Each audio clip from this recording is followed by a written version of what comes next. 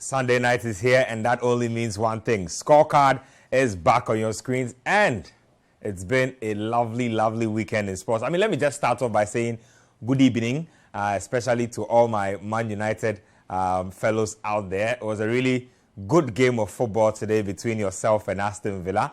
Arsenal Football Club underlining their title credentials. Big win for them today away from home. Liverpool were also up to their own shenanigans against Tottenham Hotspur. On the local scene, the Ghana Premier League moving along really nicely as well. There's some action from the Italian Serie A and also some action from the Spanish La Liga. It's this show where we go through everything and try to make sense of exactly what's going on this weekend. Let's take a quick break here. When we come back, I'll introduce my guys and then we'll start the talking. Welcome back to Scorecard here on Citi TV. My good friends are here. Coach Christopher Nimley, looking sweet in your two-tone City Sports polo. No more. Oh, Charlie. This should have been a perfect day for me. On the day God is good. Yeah, God has always been good. Yeah. He will always be good. Yeah, he knows. God knows what you had in mind today. Exactly. Yeah. Oh my goodness. But if some people have thanks, they should go to church next week and be thankful for good evening. To be very thankful for good evening. Good evening. Good evening. Look, they should be thankful to that man. Because, look, I'm fine. Let's go. Let's go. I'm fine. I'm fine. DK, tell me what they are. I did inside. You sure? Oh yeah. It's the way Aston Villa dies on fire. I recover quick, so it's not. You recover? Oh, quick. Oh, you'll be cool. Oh, yeah. If you have recovered, then I'm fine. It's fine. Let's start off with the Ghana Premier League, and let's begin from the camp of Kotoku Royals and Accra Hearts of Oak. Matic is 2-2 as far as the Ghana Premier League is concerned. 6 points out of 6. They say he's doing what Boadu could not do to start the season. I'm not the one saying it. The results are the ones saying it. Let's check out that game between Accra Hearts of Oak and Kotoku Royals. Hearts of Oak winning that game by 1-0. We'll come back in studio and break it down.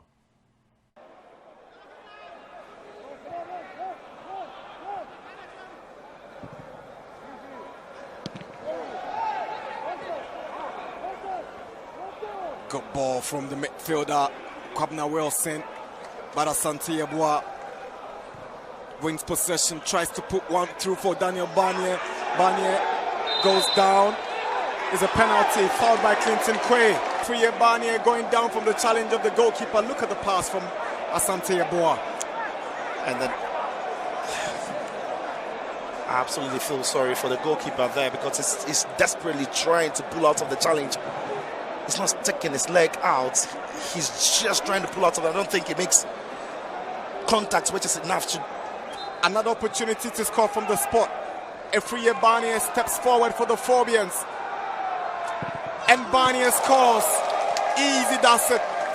Kotoku Royals 0. Hearts of Oak 1. And it's the star boy, Daniel Friye Barnier. He's fast. He's very fast, becoming a penalty expert. And when he takes them, it's very assured. No chance for the goalkeeper. Struck really hard and into the roof of the net. Daniel Friye Barnier on the score sheet. He's back in the lineup and back on the score sheet. So Daniel Friye Barnier leading Accra Hearts of Oak to 3 points there. Looks like every time Hearts of Oak score, he's the one on the score sheet. Daniel, let me start off with you. 2 wins in 2 for Matic. What have you noticed about his team so far? What are your expectations? I know you expect Hearts of Oak to win the league, but realistically, what are your expectations for Matic? What is realistically? Oh no, he just took over the team midstream. He's barely spent time with the team, so It's not midstream. 3 games into the start of the season. Well. It's basically at the start of the season. But I thought that when he came, we would see efficient performances. We will not see too much of him trying to impose his philosophy on the team. But we've seen some, especially in this Kotoku Royal games, we saw some nice intricate play. You can tell that slowly this team is beginning to understand him. They are beginning to play some nice football that we expect Hearts of Oak to play. And they rightly got the victory for it. At this point in time, honestly, you don't really care how the win comes. Whether it comes from the penalty spot or it's an own goal, a deflected shot. 3 points is extremely important. Hearts didn't start the season well. It was no wins from 3. Then in the 2 games after that, they've got 2 out of 2. So it's really important to start, first of all, get that winning culture back. When you continue winning, you get 2, 3, 4 wins under your belt, then you are used to it. Then you can start winning with style and thinking about winning with style. But so far, it's been very efficient. They've taken their chances when they're supposed to. And I'm also glad with the fact that they got a clean sheet. It's been a while since Hearts of Oak had a clean sheet. I think this is their second or first this season. I can't really recall. But it's not something that we've seen too frequently with this Hearts of Oak team. If you like to, you can even go all the way back to the tail end of last season. So it was really important. This is a game that I felt they dominated. They seemed very assured. Obviously, when it's just 1 goal in it, the dying embers of the game can be a bit nervy. But they did what was required of them. And people are talking about the penalty. These days, look, once there's contact, it's down to the referee. And honestly, if it wasn't your team playing, would you say this was a penalty? No, it was harsh. It was harsh, but... Okay, that's the admission contact. I wanted you to... Yeah, it was harsh, but there was contact. And we'll get to it. Even the Premier League now, that's what I'm saying. These days, now once there's contact, everybody has a reason to say that there was a penalty. Those times, penalties were clear when you deliberately go out to foul your opposition. This one, you could see that Barnier was looking for he knew he wasn't going anywhere. He was looking for the contact. And the goalkeeper also gave him an opportunity to go down. And once he felt that contact and he went down, it's down to the referee's discretion. I wouldn't have given it, but the referee gave it. And it's not one of those things that you can say that the referee made a bad call. That's why I said, once there's contact, it's down to the referee's discretion. And he gave it. I won't give it, but yes, that was the reason why Hearts of Oak got 3 points. And they'll take it. As I said, you don't expect Hearts of Oak to say, oh, referee, wasn't a penalty. They'll take it and they'll score because they need the 3 points. And at the end of the day, that's what is important. Keeping the pressure at the top, keeping the pressure on the league leaders. You don't want what happened last season to happen this time around. Last season, after the first 3 games, Hearts of Oak continued to stutter, continued to wobble. And by the time we had reached halfway through, we all knew that Hearts of Oak were not getting back into the title conversation. But you are supposed to get that steady flow of results, get those steady wins down your belt, so that you are not too far away from the leader, so that when it gets down to crunch time, maybe when we are going to the World Cup, when we come back from the World Cup, or at the halfway stage, you can still be in the title conversation. Because at the end of the day, that is why you sacked Boedu. You sacked Boedu because you wanted to win the league. Sure. So then you need to get these results, so that when we reach the halfway stage, when we reach the dying embers of the game of the season, you are either on the top, or you are in the second, or you are very second and very close to the top, not second and far away from the top. Or at the end of the day, if Matic doesn't do it, then you sack him and you bring somebody else who will come and win the league the next season, because that is a standard that has been set. That is the standard. Coach, just quick thoughts on Matic's Hearts of Oak, 2 wins in 2. I think that's 100%, isn't it? And at the end of the day, that's why he was brought in to come and do. He has to win the league. Anything apart from that, I agree with Daniel, he has to be sacked. Because that is the standard they have set. Where do won the league after the first round, isn't it? When he came and won the league, so he's got enough time. Where do even came mid-season? Mid-season, after 3 games, he's in there. But so far, so very good. On the penalty, that is a penalty all day. It's so clear a penalty because it's clear. It's very clear a penalty because you ask yourself, where was the goalkeeper going? What was he thinking about? We saw something similar last week when Hearts of Oak goalkeeper gifted a goal to the opponent. This time around, it was the Kotoku Warriors goalkeeper who felt that, Hearts, what your goalkeeper did last week, I have to repay you people. Because you ask yourself, when the pass was made, Barnier had a defender closer to him. Watch. If you see the pass, the defender, but the moment the defender saw the goalkeeper, he slowed down. He backed off. And you ask the goalkeeper, Barnier was moving away from goal. Why would you come all the way there? Where is the ball? The ball, look. Because Barnier has no angle. He cannot turn and shoot. No, and the defender clearly would have slowed him down. And would have blocked every shot that he was. So Barnier's only option would have been tactical or technically to hold on to the ball, wait for supporting play before he let go. But the goalkeeper made it very easy. So in my view, was there contact? There was clear contact. In my view, that was the clearest of penalties I have seen so far this season. And having said that, look, the Hearts of Oak coach is doing something, or what I've seen very positive of him is the fact that defensively they look solid. Last week, yes, they won, I think 2-1. if I've always maintained, you guys know me, I said that if I've got a team that do not need to score more than a goal to win football games, I will take it all day as a coach. Because I know that I just need that chance. I put one in there, the 3 points is in the bag. And if that is the way he's going to get them to play their football, accept it. There will be times where they will score more than 2-3, but not to win the game. It will be to consolidate the lead. But if they are going to be this mean, this solid defensively, and this very dirty defensively, preventing the opponent from exposing them at the back, then so be it. And that, I think, defending win you a title over the stretch, not by the number of goals you score. If you were to score 2, 3, 4 goals before you win football games, there's no way you are going to win the league. We see Man City score 2, 3, 4, not because they need to score 2, 3, 4, or 5 to win games. It's because they want to go out there and consolidate the lead. So far, so very good. 6 out of 6 is a step in the right direction. Accra Hearts of Folk moving in the right direction. Let's check out Asante Kotoko. They were also up against Samatex in their own game. Asante Kotoko managed to win this game as well. So Seydou Zebu, after exiting the CAF competitions unceremoniously, looks like he's finally finding some stability and his feet in Kumasi. Let's check out the highlights of this one. Control, but Samatex will keep coming forward. This looks good for them. A couple of green shirts in there. Shot is fired on target, and that is the first goal for FC Samatex 1996. Stunned. Kotoko are stunned here at the Babaya Sports Stadium. Created that space for himself here. Lovely play from Samatex here. Nobody there. Close to the Nomenchi. Picked the spot, and Dan Lad can't save that. Hits it so well with a lot of power. Lovely play from Dauda. Linking up with Entry, and Entry here with that space. Hits it so well to the first post, and Dan Lad can't have a fingertip save. What a goal. We'll get confirmation in a second. Yeah, again, Zeze will trade in a pass. Here, we'll look at that infringement again. 50-50 ball to the coup. Got to the ball first before Seydou Abubakar could. Probably it's Mukwala. Straight into the goalkeeper, and then the rebound.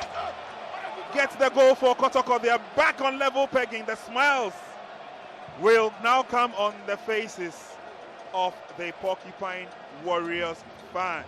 Through the wall, and that's pretty disappointing, but it hits it so well, a lot of power. It just bounced in front of the goalkeeper. He can't save it one time, and just look at Nicolas Mensah. He's seen it. He's just very alert and dives into that ball and hits it past goalkeeper Beidou. Zeze calling for the ball again and gets a lovely flick from him. There's a fight for the ball now. Richmond Lamptey tries to go through the legs of his opponent. Well, he gets a free kick and a yellow card. Yeah, this is very interesting, very tight. Yes, Mukwala running for the ball, and if it is a foul, it did happen in the box. Did it? Yeah, we look at it again, and Zeze with that little flick. Just here. I mean, just inside the box. Tight. Really tight. Tight call from referee. It's gone. Shot in there. Oh, easy. Easy. Easy. This is sublime.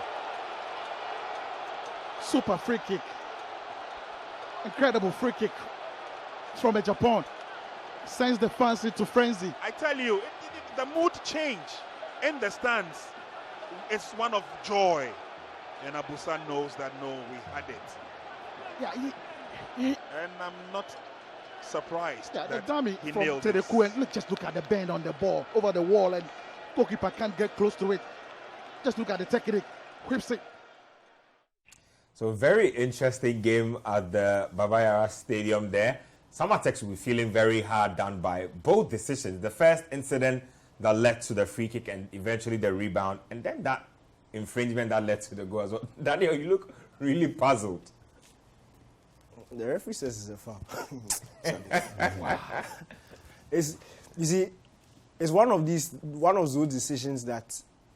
The first incident. The first incident. Yeah. In fact, the first incident, funny enough, if we had VAR, they would have sent the Kotoko player. I'm telling you. In fact, the Kotoko player go back. Yeah, I think we should go back. Even his body language showed that he looked embarrassed. He knew he was guilty. Yeah. But in some way, somehow, the foul went against Samatex. And then the more painful thing is that it ended up in a goal. Yeah. Then the second one too. Like, what kind of ill luck coupled with bad officiating is that? Yeah.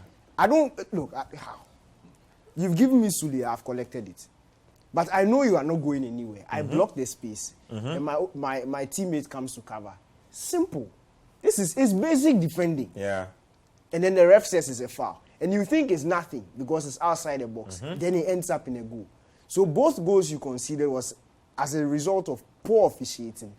Yeah. And your opposition taking that. Look, how is this a foul look at this again. Against Samatex? What? That's some Shaolin soccer stuff. The Kotoko player has his stats firmly in the ribs of the Samatex That's player. some Lucan or some Johnny Cage stuff. I'm not sure what was going on. No, you see, we need to see it again. So that it's not like... We need to go back. Let's just go back again real quick on that particular incident. I'm absolutely shocked how the referee could have interpreted this as a foul. Look at the stats and look at where the stats are. First of all, his legs were too high to begin with, and then he planted his stats in the opponent's chest. Look and at the foul was taken for him. He's shy. He thought they were going to give him the yellow card. In some way, somehow, it goes against them. This is poor goalkeeping, yes. But to think that all this could have been avoided had the ref made the right decision. That's an incredible. For me, it's a second one that is absolutely scandalous. I don't get it. Come on. Very. I don't get it. How that was called as a foul at that particular time. You see, that is when you expect the referees to be firm and fair and show that they are in charge. But it's like once the Kotoko player went down, it was a foul. No, that was not a foul. On any day, it's not a foul. That's a very shameful decision. But then, in saying that also, you can't take away the quality of the free kick. Yeah. The quality and the class of the free kick. Last time I saw something like it was Tony Cruz. Yeah, last minute goal at the World Cup. Angle. For you to even have the audacity to shoot from that angle just shows that, first of all, you've probably practiced it. You know, and you trust your technique. But come on, how is this a foul? Look at this again. Look, how is this a foul? How? The defender's crime was maybe leaning a little into his own. And that can't be a foul. He didn't even use his hand. Nope. He just used his shoulder. He was just leaning. And because he knew there was proper defensive line cover behind him, he knew that his teammate had the ball covered. Look, let's call a spade a spade. This is what we do to ourselves in this country, in our football. That will constantly, repeatedly make sure that when Kotoko and Hatsafuk go to Africa, we will always be embarrassed. It is like once it is at the Baba Yara Sports Stadium, once it is at the Accra Sports Stadium, about 70% the referee comes in there, Has or Kotoko will have to win these games.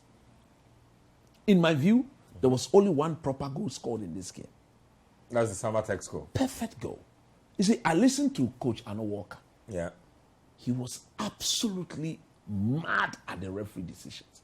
He said, look, if we are going to do these things, it's like we expect these big teams to win anytime they are home. And football in this modern era, if you do these things, you are just digging your own grave to be buried in the near future. So Kadiogo. By Kadiogo and Co.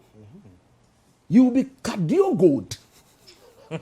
Because at the end of the day, if you were to be play against and we have proper referee from the continent of Africa, you are not going to be given such decision. Nope.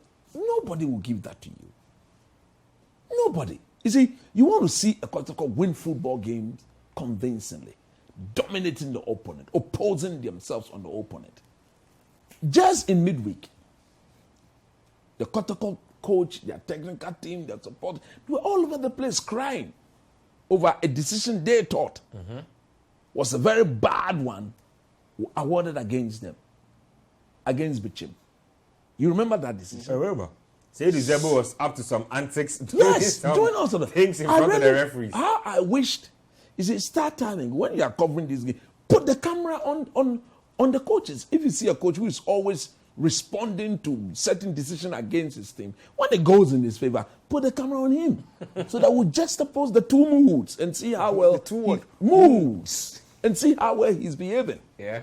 Because look, that's why I wanted to look at it again, because after listening to Arno Walker hardly complains.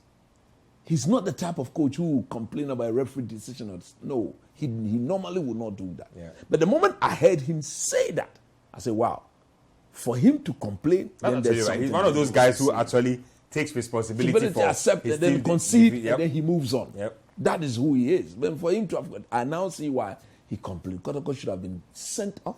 That Kotoko player. Yep, that's a sending off. That's a straight red. Straight red card. I mean, we saw that in the 2010 World Cup final, isn't it? When Violent conduct. Niger, is it? Dion. Dion on Alonso. Yep. Straight red card. He sent off. And that is something very similar to that. Yeah. At the end of the day, Kotoko has won the 3 points in their bag. They'll keep quiet and they'll move along. But for me, as a neutral, I don't see how they should have been. Of course, they'll keep quiet and move along with it. Let's check out the rest of the results from game week 5.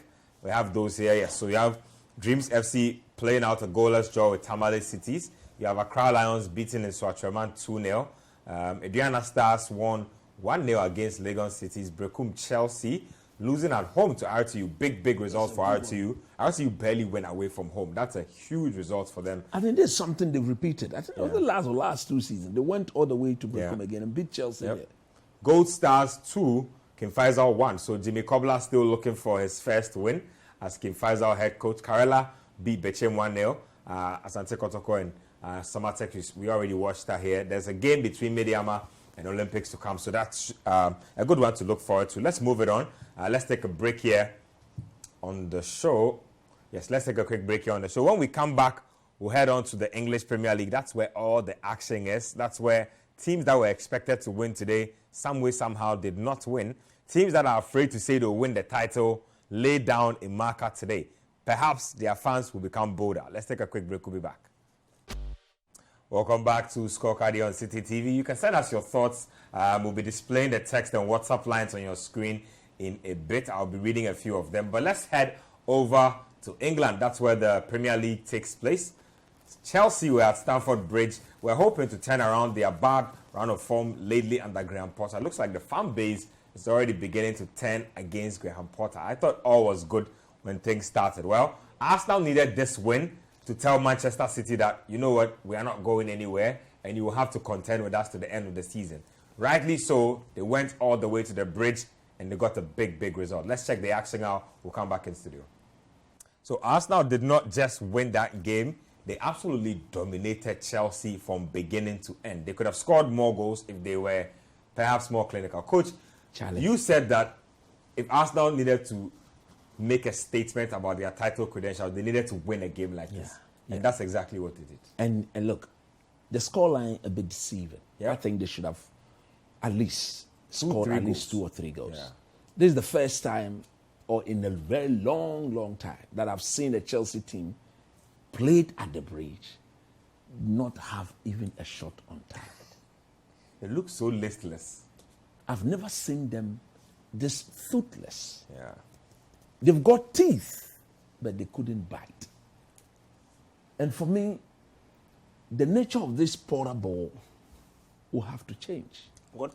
Porter ball will have to change. Because if this is what Porter ball is all about, everybody will go to the bridge and dominate them. But what has changed? I mean, brilliant manager with Brighton can get players of lower quality to play high quality football. Now you have materials, you can't translate that. He needs to convince all of us that he's the right man for the job. Maybe the players themselves are not convinced. Maybe his decision making with certain players will have to change. Because at the end of the day, I don't see... Look, if Kovacic is 50% fit, he plays ahead of Loftus-Cheek all day. By far.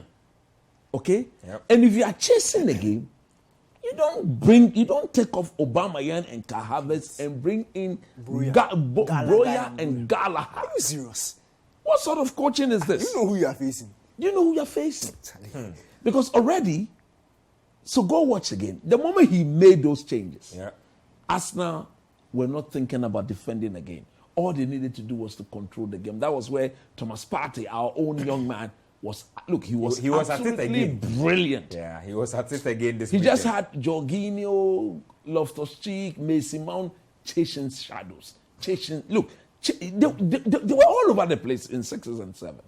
Controlled football, matured football, dominant thing. Look, Arsenal will have to look at, I think, the role of Gabriel Jesus. He's doing very well. Yeah. But as a typical striker, you should be putting the ball in the back of the net. Maybe he's not that type of number 9, but he's all-round play every coach will want to have in the team.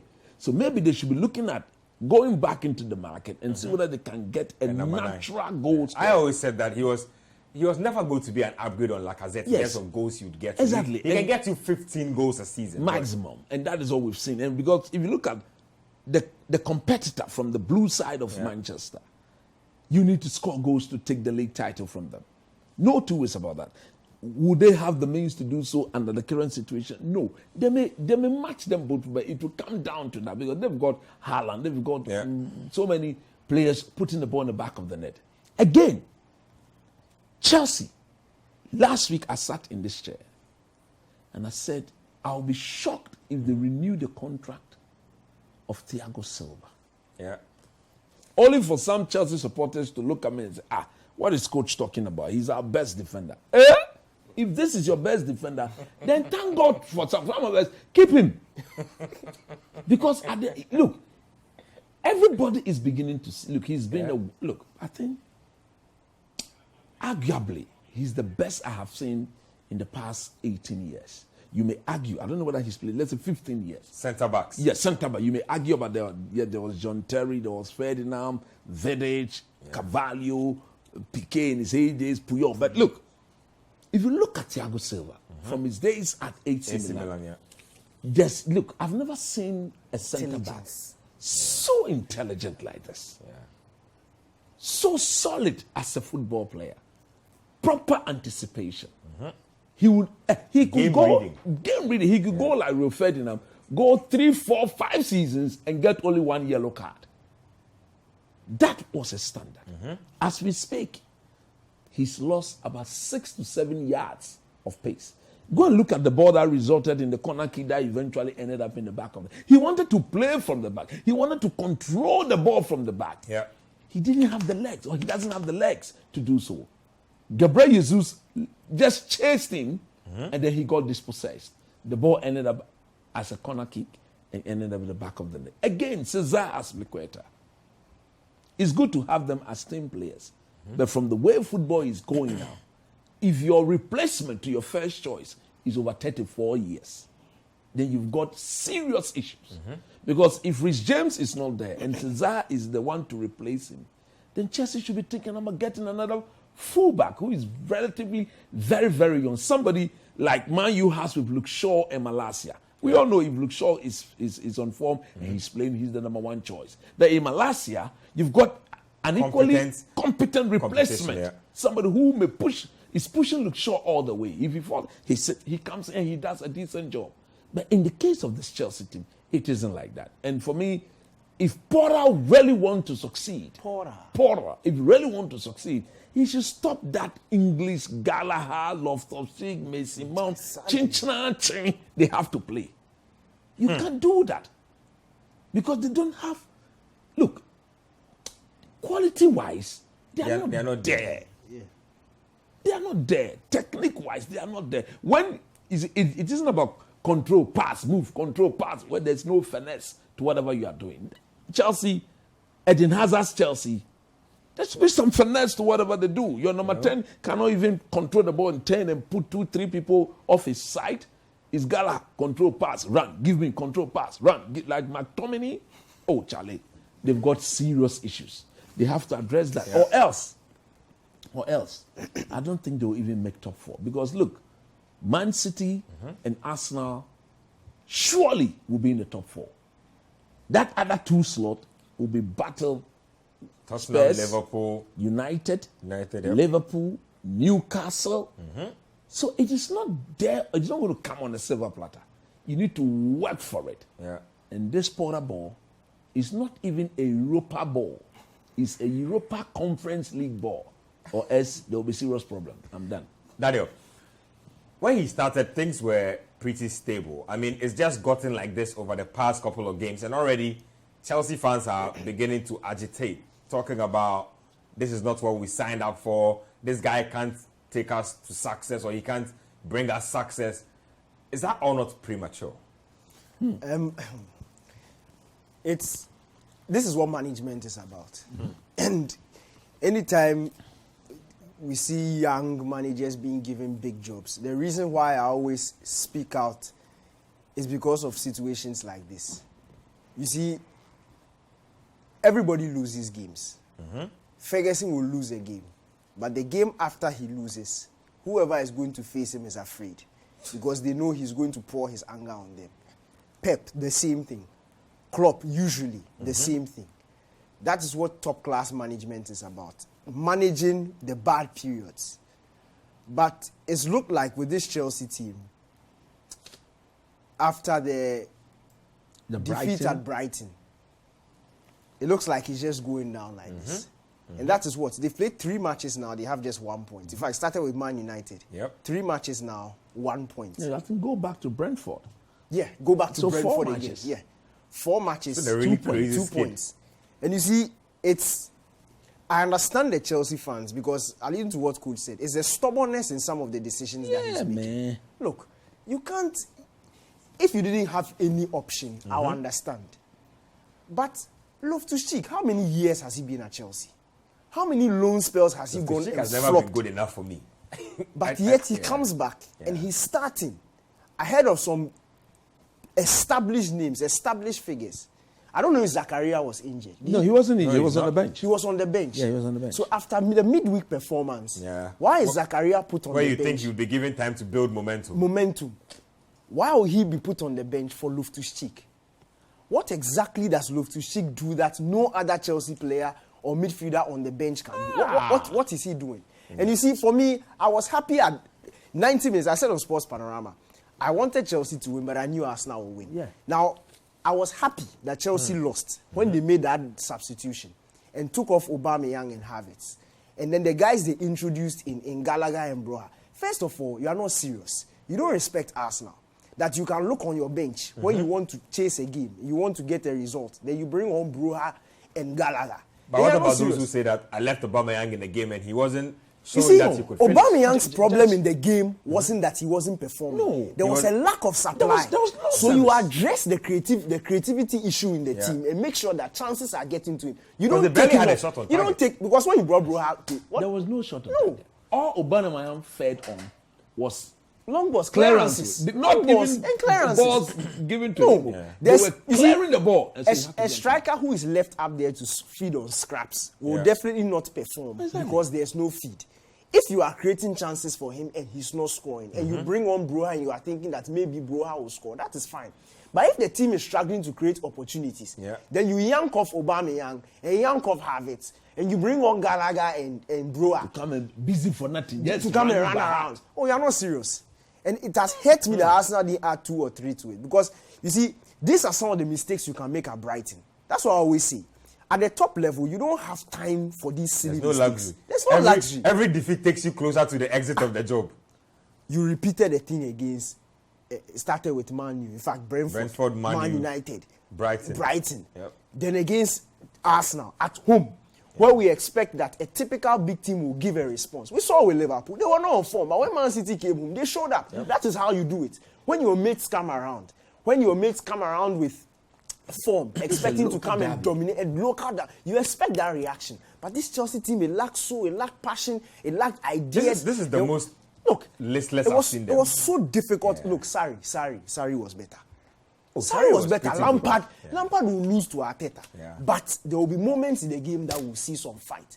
This team, it was like they were just waiting for the 90th minute to be up. And There for was the a game to sequence close. we saw. It was so- You remember that sequence where they were on attack and there were 6 Chelsea players behind the ball. You are chasing a game 5 minutes to the end of the game. Your midfielder has the ball. Yeah. And they freeze the frame. And there are 5 Chelsea players behind the ball. All you can see in the Arsenal red shirts all over. And about 2 Chelsea players. So how are you going to score? They are not serious. Well, They are not Chelsea serious. Football Club look like they are in some type of trouble. Let's get to that game at the Etihad between Manchester City and Fulham. That was a really competitive game, pretty controversial as well. Let's check out the game. We'll come back here. We'll break it down.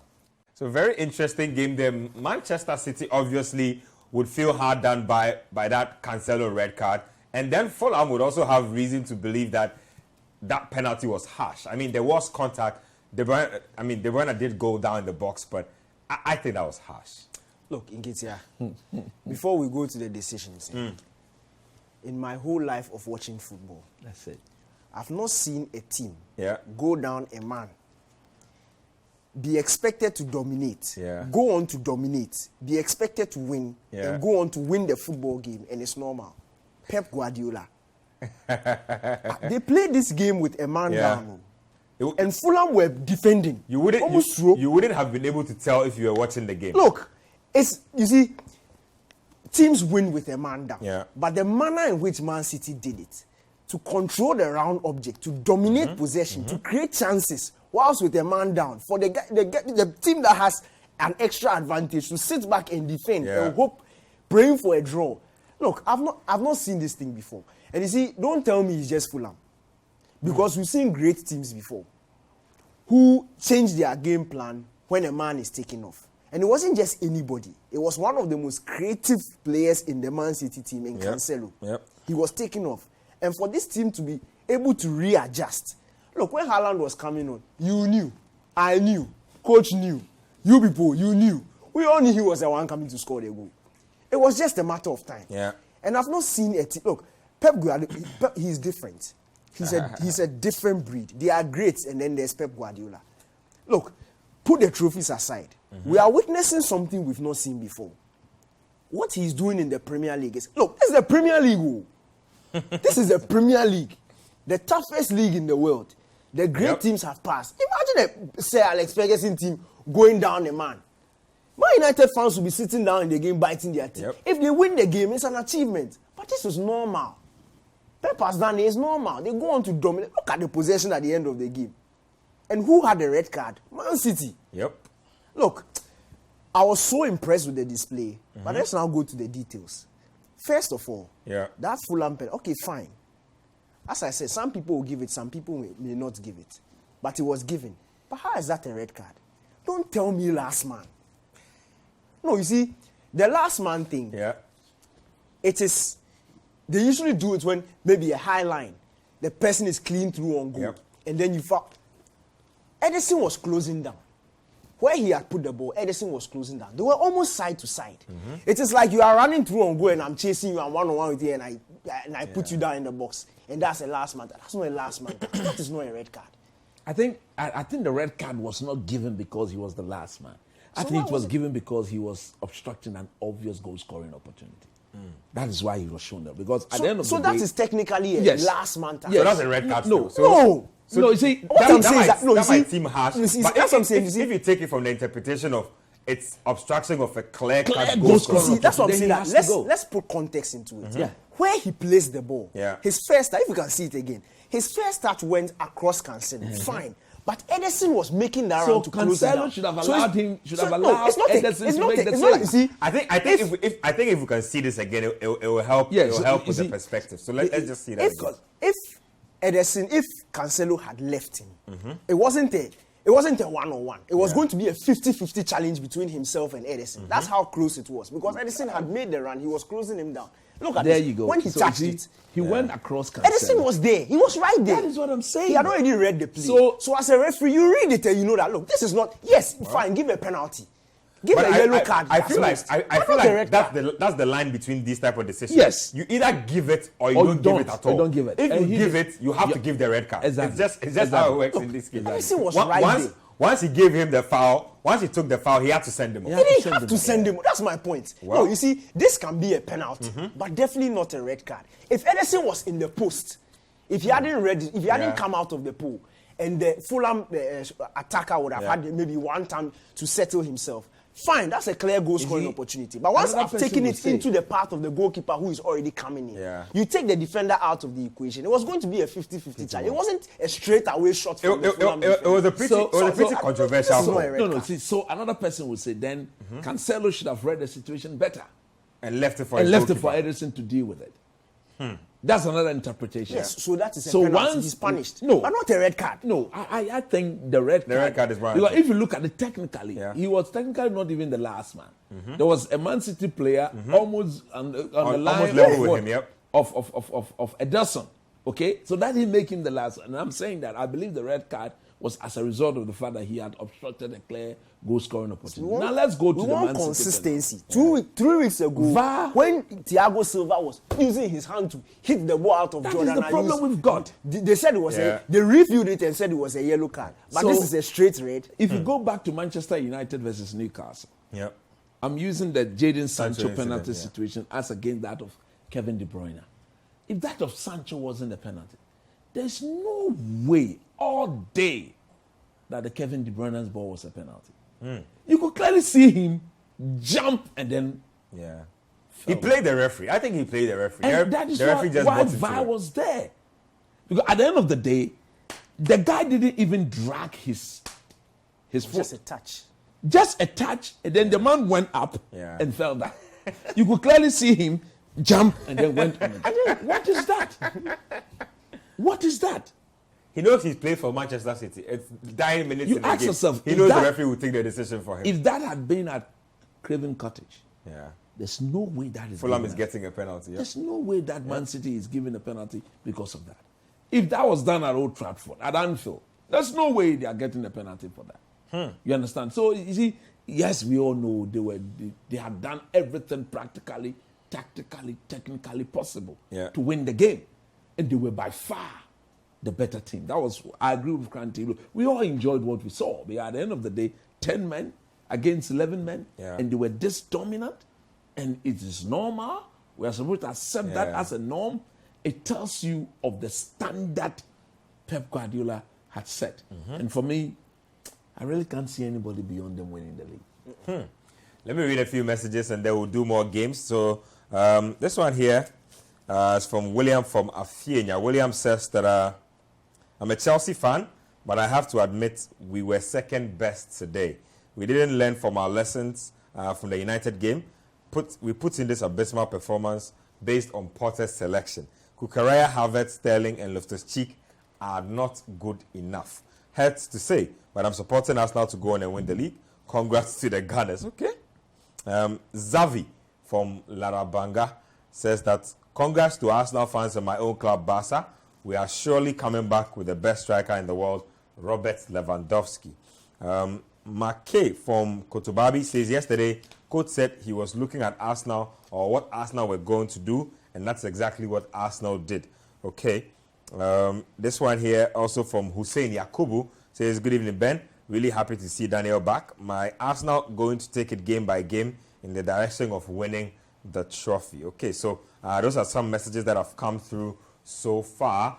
Let me see if we can do one more game before we take a break. Let's get to that game between Aston Villa and Manchester United. It was a game that was supposed to be the beginning of the Unai Emery return to the Premier League, and boy, did it go really well for him on his return. Let's check it out. That game was at Villa Park.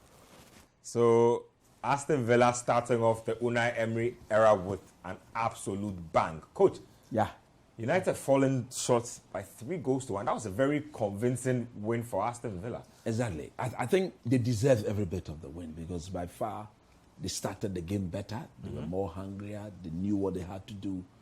Man United, yes, player for player on another day, they will be beating this Aston Villa team with ease. But at the end of the day, it's about what is in front of you. What matters most is what is the present. We can think about the future some other day. United started the game in a very lackluster manner. I don't know whether the Thursday football against Real Sociedad, where they went at it, exerted themselves, got a toll on them. Because they felt that if you look at the approach, let's take the steam out of the game and gradually warm ourselves into the game. But they couldn't get a foot on the ball. And Aston Villa kept drawing rings in and around them.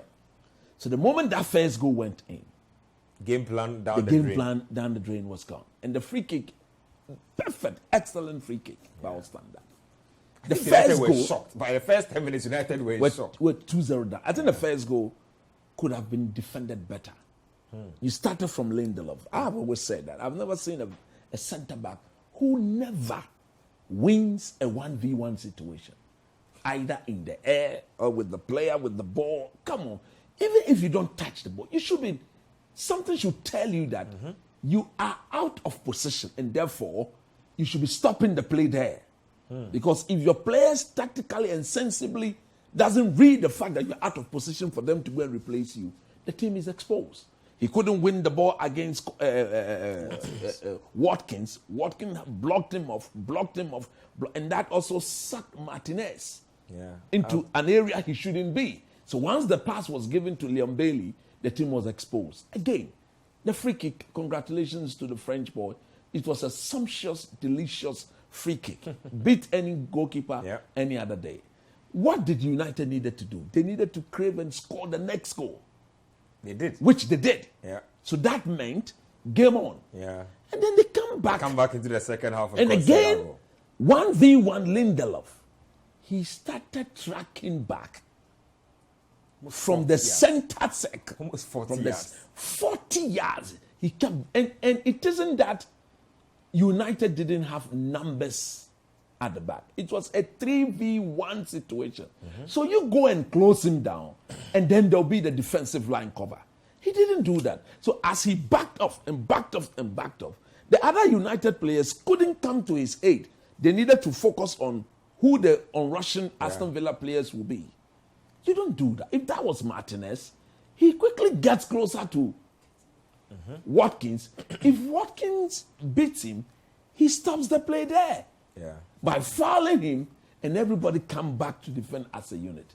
For as long as if you're a center back, full back, and you don't fancy a 1v1 situation, you don't deserve to be playing at the top level. And I'm very sure, knowing Ten Hag for who he is, that's why he made it clear that his first choice are Martinez and Varane.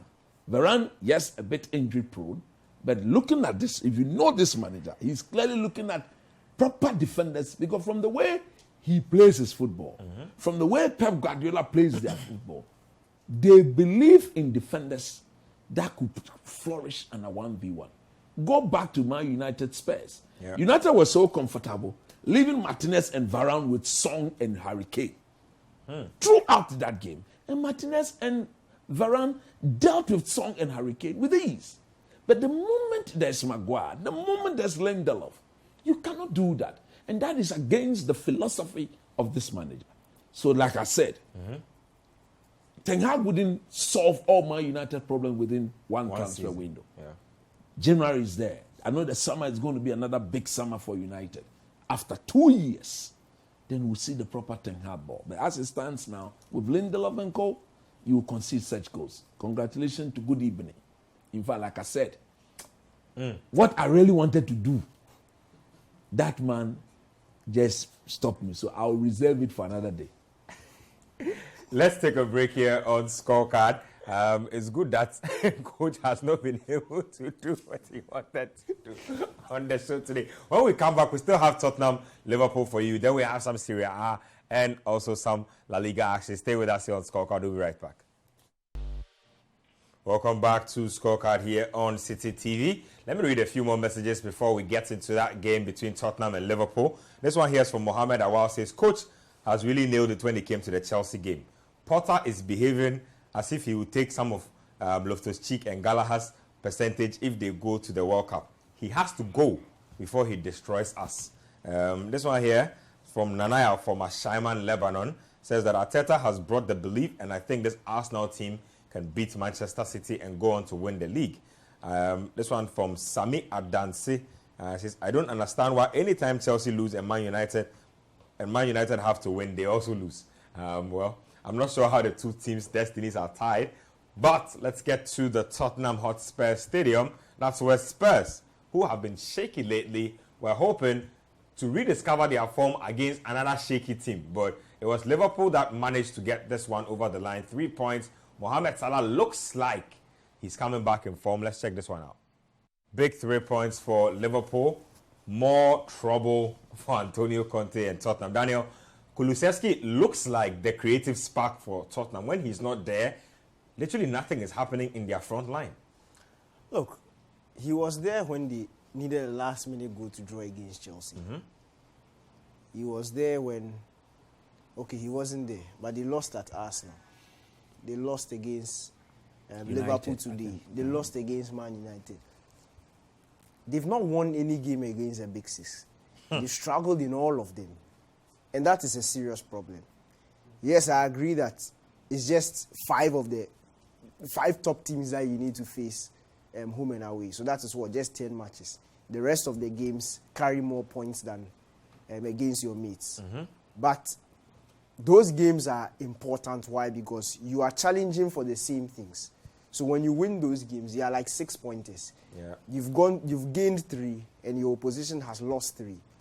But if you are going up against Chelsea, Man United, Arsenal, Liverpool, and none of these games we can say that you were close, you stood toe to toe. Yep. Liverpool dominated this game. Yes, in the second half, Tottenham Hotspur played much better.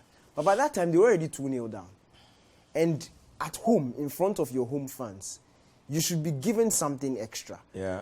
This season, they've just not looked like a unit. And it's very surprising because if you watch the football that they played... We all thought this was good. They were going to make a jump. If you watch the quality of football that they played and the efficiency of their game from January to the end of last season, you would have thought that once they have beefed up their squad heading into this season, we will see something much better than what we saw at the end of last season, which was very scary, which looked very scary.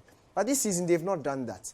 It's been far from it. And it's been very disturbing, honestly, because if you look at the quality of players that they have in their team and you juxtapose it to what happened at the tail end of last season, the fact that they seem to already understand the manager, you can't understand why they're struggling like to get results and struggling to at least show that they are on the same level with some of these big teams. Because, look, today's performance was very disappointing, especially in the first half. And again, why is it that anytime some of these mistakes happen, in fact, anytime these mistakes, it's always the guys that you know will make the mistakes. When it happens to Man United, if they say there was a defensive error in the Man United, you know who's making it. You know who is making it. When it says Tottenham, you know who is making it. Yeah. When it's Arsenal, it's not Gabriel. You know. Tottenham, Eric Dyer. Eric Dyer. Yeah. Why? Why? Eric Dyer, why? You see, he has a very big head. Look at his head. How big? You couldn't head this ball like this. You just present. Oh, don't laugh. Is his head not big? So you are saying that error is because his head was too big? No. Rather, his big head should have allowed him to head the ball forward. Properly head the ball away. Than to do this and Salah go and score. You see, when you have players doing what did he do? He just then use the big head and cushion the ball to Salah. What is that? No more. Oh no! Why do you do that? Me Abba. Why do you do that? You see, the fact is, Antonio Conte, look, should take some of the blame. You don't have most of your attacking players. But how do you play with Bentancur, Bissouma, Højbjerg, and Conte does not like creativity. What is that? I keep saying it. He doesn't like creativity. So in that first half, Liverpool looked at the team and said, come on, this is home and dry, isn't it? Apart from Harry Kane, who looks the natural goal scorer. Nobody else will pose any problem. Look, if any time there was this 1v1 situation, Højbjerg, Bentancur, the Liverpool defenders knew that they were going nowhere. They were going nowhere. Only for Spurs to become a better team. I don't know why he doesn't fancy Lucas Moura. I just don't understand. Lucas Moura he's had a very strange career for me as a player. For how good he is, he's not played enough first team football for me in his career. And I thought under Mauricio Pochettino, when Spurs went all the way to the Champions League final, that season really showed everybody how good he is as a player. Even when Mourinho came, he was an integral part of Mourinho's team. But Conte doesn't, of course, that is who Conte does not like skillful players. Look, at the end of the day, they have to be very careful because that record that DK has just outlined against the top 6, I think will come back to hunt them. I think 1 we'll come point back to from a that. possible 12. And that is unacceptable. That's terrible. Let's move on to Spain, where Barcelona were up against Almeria. The biggest talking point from this game was that it would be Gerard Piqué's last game as a Barcelona player. Had an illustrious career. A lot of people forget that he used to play for Manchester United, and then he moved on to Barca, and then he made it his permanent home. He's won Champions Leagues, La Liga titles. He's won Club World Cups. He's done it all in his career. He used to be with Shakira back in the day, but it's no more. But finally, he says that I'm done. Gerard Piqué called it quits. Let's check out the highlights of that game. We'll come back in studio.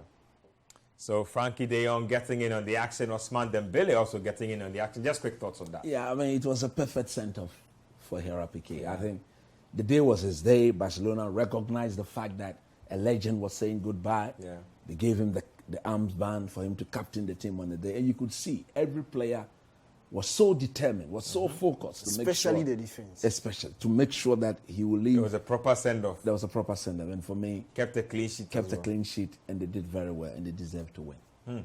Let's move it on. Let's get to some action from the Italian Serie A. AC Milan were up against Spezia. Atalanta were up against Napoli. Let's check out those two games, and then we'll come down here and break it down. So AC Milan winning 3 points. Olivier Giroud, though, getting sent off. Look, I think this whole rule about carding players for celebrating, but I think it's ridiculous. It doesn't make any sense for me. I don't know what the others think, but Yeah, I agree. I agree with you 100%. I think it doesn't make any sense. Players should be allowed to celebrate. Look, sometimes you are overwhelmed by emotions Exactly. based on how the goal is scored. Exactly. And Exactly. Why should you You care? can take off your shirt after the game, but you can't take it off during the game. What is it? We saw Kovacic some few weeks ago virtually took off his shorts and then he was jogging with his. You thought that I wonder what that was all about. Kovacic, he should have been. You see, after games, players can be sent off. He should have been booked and given the triple red card. Come on, you have to behave. You don't do that. It was 1-1-2. It was 1-1-2. No, but that was on the line. Look, on the football, I think Napoli should be looked at. Yeah. Osimhen. I like the way the Italian commentators pronounce his name. Yeah. I think he's a beast.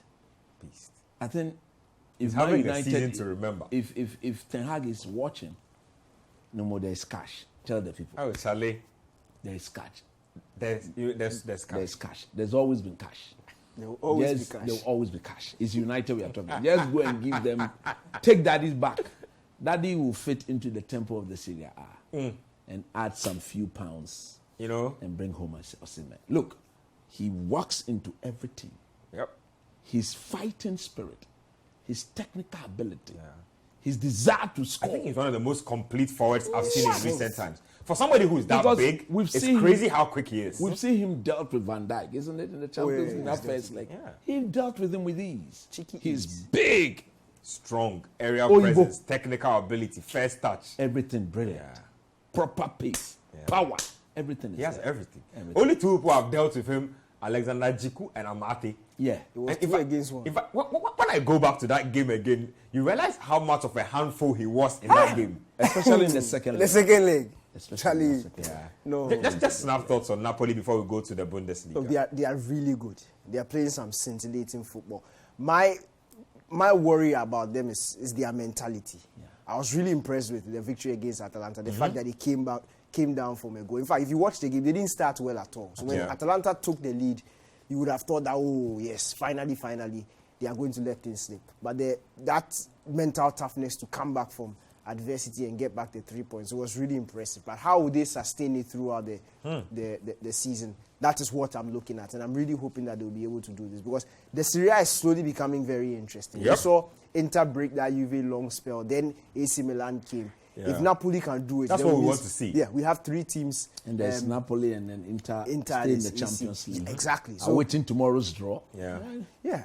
So it's really interesting, and I'm hoping they can go all the way. I'm very delighted that just before we came on the show, Juventus got that very important 2-0 win over Inter Milan. They are making sure that when the boss comes, they are not too far away from the Champions League places, so that he can push them back in there, because he will be back very, very soon.